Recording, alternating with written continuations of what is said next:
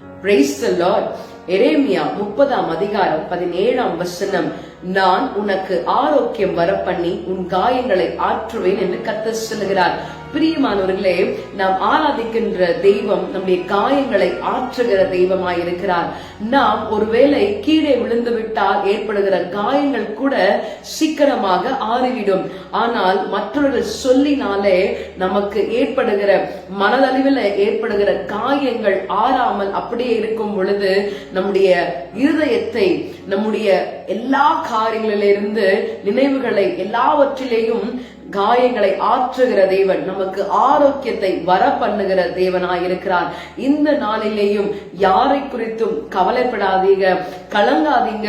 நம்முடைய காயங்களை ஆற்றுகிறவர், நமக்கு ஆரோக்கியத்தை கொடுக்கிறவர் நம்மோடு கூட இருக்கிறார். அவரை ஆராதிக்க ஒப்பு கொடுப்போமா? Praise the Lord. வாரும் தூய ஆவியே,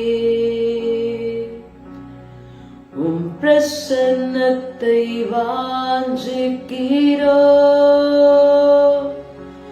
உம் வல்லமையால் என்னை நிறைத்து